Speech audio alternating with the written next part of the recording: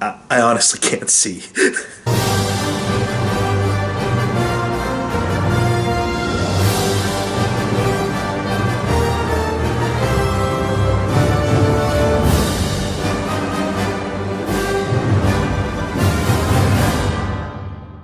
Welcome back to the final edition here of Marvel-ous March and Guilty Pleasure Treasure. As promised, I'm going to discuss a director's cut of a movie that I know has had a pretty rocky relationship with the critics and with fans alike since its premiere in 2003. That is Mark Steven Johnson's Ben Affleck-led Daredevil movie.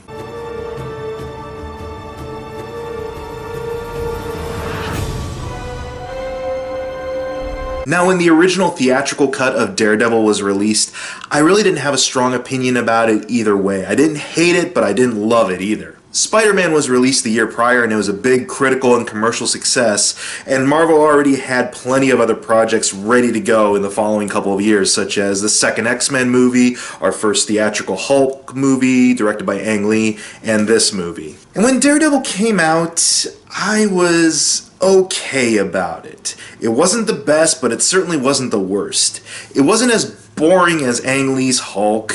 It wasn't as serious as the X-Men movies were trying to take themselves at that particular time. When it came to Ben Affleck as Daredevil, I thought he was fine. I wasn't on the Ben Affleck hate train that was going strong for throughout the late 90s into the mid 2000s. I wasn't into the whole like, oh, him and J-Lo made god-awful Geely. So yeah, I thought Ben Affleck was a solid choice. Maybe not the choice we all had in mind, but solid. You don't have to go it alone, Matthew. My confessional is open to you all the time. There's no keeping secrets from God, son. Well, let's keep it that way. Go to hell, Diablo. Okay. But you'll beat me there.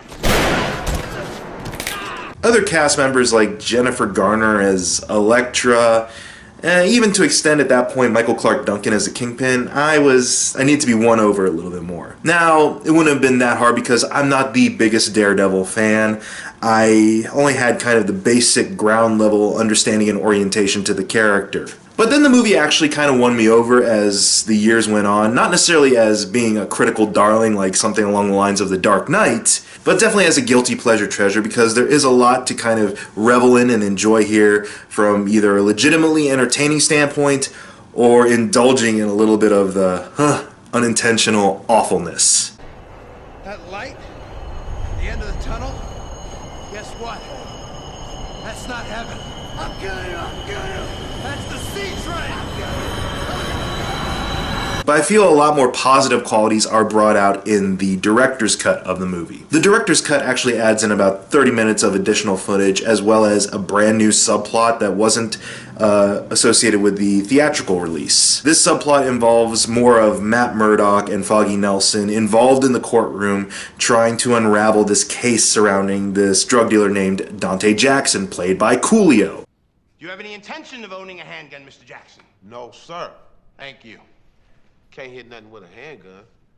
But a shotgun? Now that's a whole different story. Shotgun got buckshot. It's like little Thank you, pellets. that's all. And when you shoot it, they kind of spray out like that, so it can just hit everything in front of it. And Thank you, Mr. works Jackson. I really have well. no further questions, Your Honor. I'll give Coolio this. This is a better fit for him movie-wise than showing up briefly in Batman and Robin. So you get to see a little bit more of Daredevil's daylight activity. You get to actually see him be a lawyer in this movie.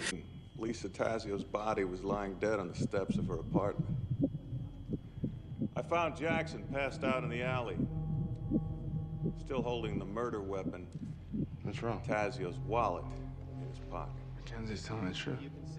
And I know that isn't what necessarily would win the kids over in the theaters, is come see Daredevil be a lawyer and get caught up in all of the comings and goings of the courthouse. But it really does add kind of a new human depth that was missing from the original release. The original cut of the movie focused a lot on the action and a lot on the superheroics and all the bad special effects, and also on the romance between Daredevil and Elektra. And I will agree that is the subplot in the movie that is the weakest. Matt, go. I'm sorry. Matt. I'm really sorry about the other night.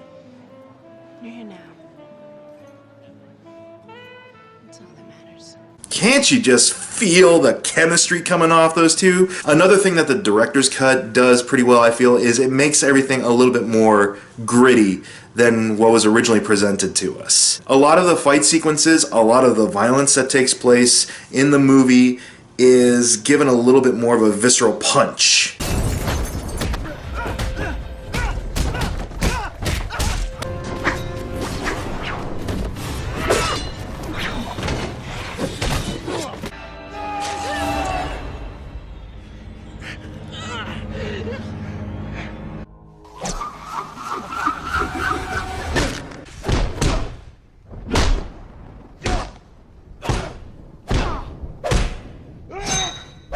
I also feel the director's cut really kind of smooths out a lot of the logic gaps that were present when the movie was released originally in the winter of 2003. One such issue that I feel gets proper treatment here is the Ben Urich subplot, in which he is trying to uncover who Daredevil is and comes about it a little bit differently than when he does in the original cut.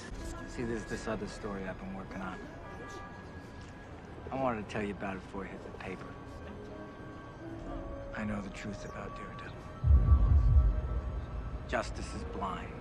And I feel with the added grittiness in this director's cut, a couple of my favorite parts of the movie originally are given even more opportunities to shine. The two examples being Michael Clarke Duncan as the Kingpin and Colin Farrell as Bullseye. I know this movie is lame and they're very two-dimensional representations of our beloved characters, but man, Michael Clarke Duncan looks like he's having a ball playing straight-up gangster and being the boss of everybody. Back in ancient times, they would cut the tongues out of their bodyguards their first day on the job. Because you don't like the physical stuff. I do.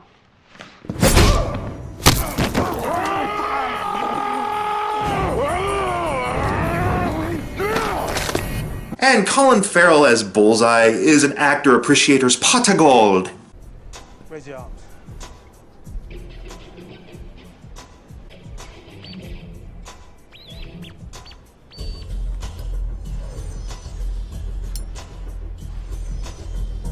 Every time he raises his eyebrow, every time he gives someone a dirty look throughout this entire movie, you just get the idea like this dude is unhinged and you can't wait for him to let loose with his weapon of choice, be it a dart or be it a playing card or be it an airplane peanut. And she couldn't use him because her sciatic nerve was acting up.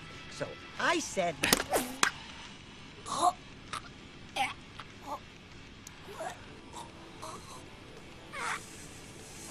And for good or ill, we owe Daredevil for giving us Batfleck. What do you want? Justice.